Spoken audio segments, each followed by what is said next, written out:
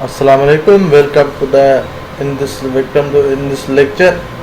तो आज हम इस लेक्चर में डिस्कस करेंगे EHVAC and UHVAC transmission line Pakistan and all over the world. यानी जो इस लेक्चर में हम EHVAC को क्या बोलते हैं और UHVAC को क्या बोलते हैं, ट्रांसमिशन लाइन्स होती हैं, उनको डिस्कस करेंगे। पाकिस्तान में भी, ऑल ओवर द वर्ल्ड भी हम इनको डिस्कस करेंगे। तो अब हम शुरू करते हैं। तो शुरू करने से पहले मेरे चैनल को सब्सक्राइब कर दीजिएगा और लाइक कर दीजिएगा। EHVAC transmission line, EHVAC transmission line stands for extra high voltage alternating current transmission line. अब EHVAC का क्या मतलब है कि extra high voltage alternating current transmission. अब इनकी डेफिनेशन क्या है? Transmission line operating above 220 kV is known as extra high voltage AC transmission line. अब जो EHVAC जो ट्रांसमिशन लाइन है वो ऑपरेट होती है 220 kV से ऊपर। ट्रांसमिशन जो लाइन होगी उसको हम extra high voltage AC transmission line बोलते हैं। यानी 220 kV के अबो जितने भी, यानी 221, 222 kV, 223 kV जो भी ट्रांसमिशन लाइन होगी उसको हम extra high voltage alternating current transmission line बोलेंगे। अब क्वेश्चन यहाँ पर अराइज होता है कि how many extra high voltage AC transmission lines are operating in Pakistan. अब ये क्वेश्चन अराइव हुआ है कि कितनी extra high voltage transmission line Pakistan में ऑपरेट हो रही है। तो आंसर है एट प्रेजेंट, इस प्रेजेंट टाइम में 16 extra high voltage AC transmission lines are operating in Pakistan. इस दौर में पाकिस्तान में जो है 16 extra high voltage AC transmission lines है जो कि ऑपरेट हो रही है पाकिस्तान में। इट इज़ बिकॉज पाकिस्तान है 1650 kV ट्रांसमिशन लाइन। किसके मुताबिक बना? यानी ये एक बिकॉज है क्योंकि पाकिस्तान में जो है वो 6500 kV वाली जो ट्रांसमिशन लाइन है, इसलिए 16 एक्स्ट्रा हाई वोल्टेज ऐसी ट्रांसमिशन लाइन है पाकिस्तान में, जैसे बिकॉज 16500 kV ट्रांसमिशन लाइन्स। अब EHVAC transmission line Pakistan, extra high voltage AC transmission lines जो है वो पाकिस्तान में कितनी है? देखो, एक ग्रिड स्टेशन डिस्कोज यानी ये कंपनीज है, प्रोविंस, टोटल कैपेसिटी MVA। तो पहली ग्रिड स्टेशन है ग्रिड स्टेशन दादू, यानी हेस्को भी है उनमें, सेपको भी है, प्रोविंस सिंध, टोटल कैपेसिटी 900। फिर एक ग्रिड स्टेशन गुड्डू, वो भी सेपको और मेपको में आती है, province Sindh, 1350। Grid station Jamshoro, HESCO and K electric में, सिंध, प्रोविंस क्या है? सिंध, और ये भी कैपेसिटी 900 है।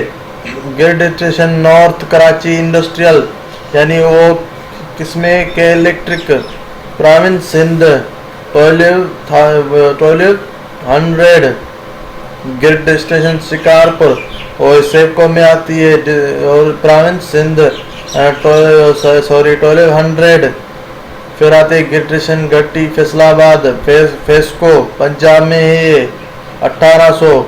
Grid station new Multan, MEPCO Punjab, 900। Grid station Muzaffargarh, MEPCO Punjab, 1200। Grid station Rawat, IESCO Punjab, 1350। Sheikhupura LESCO Punjab, 2400।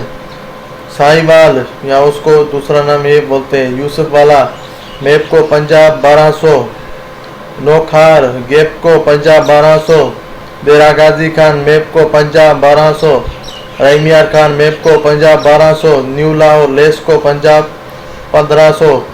और शेख मोहम्मदी पिशावर में पेस्को तो पाकिस्तान इलेक्ट्रिक पावर कंपनी है, KPK 1450, ये सारे जो है वो EHVAC ट्रांसमिशन लाइन है पाकिस्तान में, आप देख सकते हैं। उसके बाद है हमारा UHVAC transmission lines, UHVAC transmission line state for ultra high voltage alternating current transmission line. वो क्या थी आप देख सकते हैं, एक्स्ट्रा हाई वोल्टेज था। अब ये क्या है, ultra high voltage alternating current transmission lines. अब इनको डेफिनेशन क्या है, transmission line operating above 765 kV is known as ultra high voltage AC transmission line. अब ये वो क्या थी, 220 kV के ऊपर वाली जो भी थी वो हमारी extra high voltage alternating AC current transmission line थी। अब ये क्या है, यानी कि 765 kV से ऊपर जो भी ट्रांसमिशन लाइन्स होगी वो उसको हम ultra high voltage AC transmission line बोलेंगे। अब क्या है, क्वेश्चन राइज होता है यहाँ पर भी, how many ultra high voltage AC transmission lines are operating in Pakistan. वो कितनी थी, 16, देख सकते हैं आप 16। अब देखते हैं ये कितने हैं। At present Pakistan don't have any ultra high AC transmission line, यानी इस दौर में पाकिस्तान के पास ऐसी कोई भी ट्रांसमिशन लाइन नहीं है जो कि हम कह सकते हैं वो ultra high voltage AC transmission line है। High AC transmission voltage in the world, मानी इसकी जो हम देखेंगे अब highest AC transmission voltage in the world कितनी है, देखते हैं। At present the highest AC transmission voltage is 100 और 1000 kV ऑपरेटिंग इन चाइना, यानी चाइना के पास जो है वो 1000 kV ऑपरेट हो रहा है ट्रांसमिशन लाइन की, वो हाईएस्ट है। China is the leader in ultra high voltage transmission lines are all the world, यानी चाइना जो है वो लीडर है किस में, ultra high voltage transmission lines में। Except China every country in the world has maximum 765 kV for transmitting the electric power, यानी China को हम ना कंसीडर करें तो हर मुल्क में तकरीबन 765 kV है ट्रांसमिशन इलेक्ट्रिक पावर की। It may be noted that in Madhya Pradesh there is a 1 kilometre transmission line which transmits the power at 1200 kV। ये हम नोटिस कर सकते हैं कि मध्य प्रदेश जो है उसमें जो ट्रांसमिशन लाइन है वो कौन सी हो रही है, 1200 kV के पावर की ट्रांसमिट हो रही है। How ever this line is under testing condition in India, ये जो लाइन है वो टेस्टिंग यानी कि वो टेस्टिंग में चल रही है कंडीशन में इंडिया में। This is the world highest transmitting voltage, और ये जो है वो दुनिया की बड़े में बड़ी ट्रांसमिटिंग वोल्टेज वाली ट्रांसमिटिंग है। Highest DC transmission voltage in world, यानी अब वो AC थी अब ये DC ट्रांसमिशन है। At present China is the highest operating voltage of plus minus 1100 kV HVD transmission line in the world, यानी चाइना के वो AC वाली भी चाइना के पास थी हाईएस्ट, अब ये भी चाइना के पास है हाईएस्ट 1100 kV की plus minus HVD transmission line world में। At present Pakistan don't have any HDVC transmission line, यानी पाकिस्तान में अभी हाईएस्ट DC जो ट्रांसमिशन लाइन है वो पाकिस्तान के पास नहीं है अभी भी। However, in future, 2 HVDC transmission lines are going to be installed. Future में बन सकती हैं, यानी HVDC जो ट्रांसमिशन लाइन है DC वाली वो इंस्टॉल कर दी जाएंगी इंशाल्लाह। Plus minus 660 kV HVDC transmission line from Matiari to Lahore through China Pakistan economic corridor CPC project, यानी जो पहली जो देखो यहाँ पर तो 660 kV जो HVD ट्रांसमिशन लाइन है वो मटियारी से लेकर लाहौर तक चाइना पाकिस्तान इकोनॉमिक कॉरिडोर से प्रोजेक्ट चल रहा है अभी। नंबर दूसरी बात, plus minus 500 kV HVD transmission line from Kabul to Peshawar through CASA project, यानी अफगानिस्तान से पेशावर तक ये प्रोजेक्ट चल रहा है HVDC का।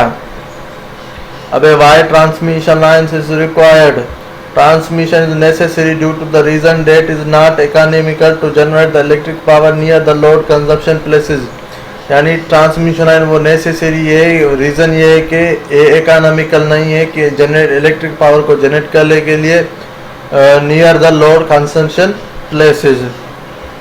Y generation is not economical at load consumption places, the generation of electric power is not economical at load consumption places due to the reason that site of power station dependent upon the type of power station, यानी जो generation है power electric power की वो economical इसलिए नहीं है load consumption के places पर, क्योंकि जो साइट है पावर स्टेशन की वो डिपेंड होती है टाइप ऑफ पावर स्टेशन पर। The thermal power plants are constructed to near the coal mines in order to save the higher cost of coal transportation, यानी जो थर्मल पावर है वो बनाया जाता है कोल माइंस के नज़दीक in order to save the higher cost, यानी हायर कॉस्ट ऑफ जो ट्रांसपोर्टेशन होती है उसको बचाने के लिए। The hydro power plant sites are governed by availability of water resources, जो हाइड्रो पावर प्लांट होते हैं जहाँ पर पानी बहुत होता है वहाँ पर बनाए जाते हैं। The nuclear power plants also situated remote from the centers of consumption due to safety reason, और जो न्यूक्लियर पावर प्लांट है वो जो सेंटर्स ऑफ कंजप्शन है सिक्योरिटी के मुताबिक, कुछ सिक्योरिटी रीजन होते हैं उसके मुताबिक बनाए जाते हैं। Long distance bulk power transfer in only possible by high voltage transmission system, अब जो लॉन्ग डिस्टेंस पर हम पावर ट्रांसफ़र करते हैं तो उसलिए हमें हाई वोल्टेज ट्रांसमिशन सिस्टम चाहिए। उसके बाद आइसोलेटेड सिस्टम, और उसकी डेफिनेशन क्या है, power system supplying power to specific town home और city and is not connected with any other power plant or transmission line is known as isolated system। अब ये एक पावर सिस्टम में जो कि सप्लाई होता है एक स्पेसिफिक टाउन में या घर में या किसी भी शहर में, और वो कहीं से भी कनेक्ट ना हो कि दूसरे पावर प्लांट्स में या दूसरे ट्रांसमिशन लाइन पर, उसको हम आइसोलेटेड सिस्टम बोलते हैं। Interconnected system, the connection of several generation station parallel is known as interconnected system, और ये ऐसा कनेक्शन है जो कि जनरेशन जो स्टेशंस होते हैं उनमें पैरेलल होता है, इन पैरेलल उसको हम इंटरकनेक्टेड बोलते हैं। अब टाई लाइन का है, transmission line connecting two or more generating station is known as a tie line. अब जो टाई लाइन है वो जो दो या दो से ज़्यादा जनरेटिंग इस स्टेशन से मिली हुई हो तो उसको हम टाई लाइन बोलते हैं। अब ये देखो, जब solar panel, charging control, batteries, inverter और ये हाउस में आता है तो इसको हम क्या बोलते हैं, आइसोलेटेड सिस्टम। ये interconnected system, the transmission lines perform two main functions. They transport energy from generating station to bulk receiving station, और ये जो एनर्जी को ट्रांसपोर्ट करते हैं जनरेटिंग स्टेशन से बल्क रिसीविंग स्टेशन पर। It interconnection two or more generating station into power pool, यानी ये इंटरकनेक्ट होती है दो या दो से ज़्यादा जनरेटिंग स्टेशन होती है इन द पावर पोल्स में। How power system is interconnected? The power system consisting of two or more generating stations are interconnected through synchronization। जो पावर होता है वो कंसिस्ट होता है दो या दो से ज़्यादा जनरेटिंग स्टेशन पे जो कनेक्ट होता है या इस पर। ठीक हो गया। Condition number 1, voltage of all generators must be same, एक कंडीशन है। तो ये जनरेटर का जो भी जितना वोल्टेज होगा वो सेम होना चाहिए, V1 is equal V2, V is equal V3। Condition number 2, frequency of all generator must be same, यानी फ्रीक्वेंसी भी सेम हो, वोल्टेज भी सेम हो। F1 is equal F2 is equal F3 is equal 50 और 60 hertz.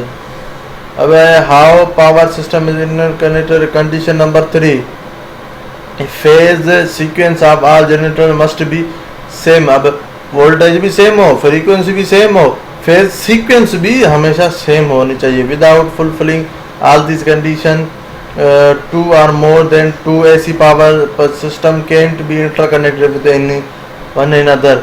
यानी जब हम यहाँ पर फुलफिल नहीं करेंगे ये कंडीशंस, ऑल 3 कंडीशंस, तब AC पावर सिस्टम जो है वो दूसरे कहीं से भी AC पावर से कनेक्ट नहीं होगा।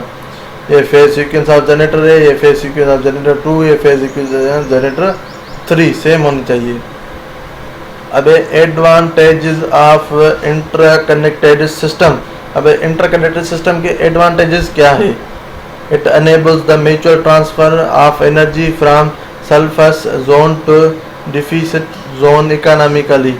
अभी ये जो है वो म्यूचुअल ट्रांसफर है एनर्जी का, जो कि सरप्लस से जोन से डिफिसिट जोन पर जाता है। Lesser overall install capacity to meet the peak demand, और जो भी इंस्टॉल कैपेसिटी होती है वो पीक डिमांड के मुताबिक होती है। It permits the generation of energy at the most efficient and cheapest station at every time, और ये परमिट करती है जो जनरेशन है एनर्जी की वो most efficient and cheapest station पर हर टाइम होती है। If there is a major breakdown और scheduled maintenance of generating unit in the interconnection system, there is no interruption of power supply। अब ये अब यहाँ पर एक मेजर यहाँ ब्रेकडाउन हो या मेंटेनेंस में कुछ हो गई गड़बड़, तो जनरेटिंग यूनिट की तो इंटरकनेक्शन सिस्टम है, देयर इज नो पावर होगी, पावर सप्लाई उसमें नहीं होगी। Thus interconnection provide the best use of power resources and ensures greater security of supply। जो ये इंटरकनेक्शन होती है वो प्रोवाइड करती हैं best power resources and greater security of supply. अब interconnection between networks is done either by HVAC links और HVDC links और ट्रांसमिशन लाइंस। और इंटरकनेक्शन होती है बिटवीन नेटवर्क्स की, ये या तो HVAC पे लिंक्स के मुताबिक होते हैं या HVDC लिंक्स या ट्रांसमिशन लाइंस के मुताबिक। इलेक्ट्रिक और power grid, it is an interconnecting network for delivering electricity from producer to consumer। ये एक इंटरकनेक्टेड नेटवर्क है जो कि डिलीवर करती है इलेक्ट्रिसिटी को डिलीवर करता है प्रोड्यूसर से कंज्यूमर तक। इन इलेक्ट्रिकल ग्रिड में भी consist of generating station that produce electric power. अब जो ग्रिड स्टेशन इलेक्ट्रिक ग्रिड वो कंसिस्ट किस पर होती है, जो जनरेटिंग स्टेशंस होती है वो प्रोड्यूस करती है इलेक्ट्रिक पावर।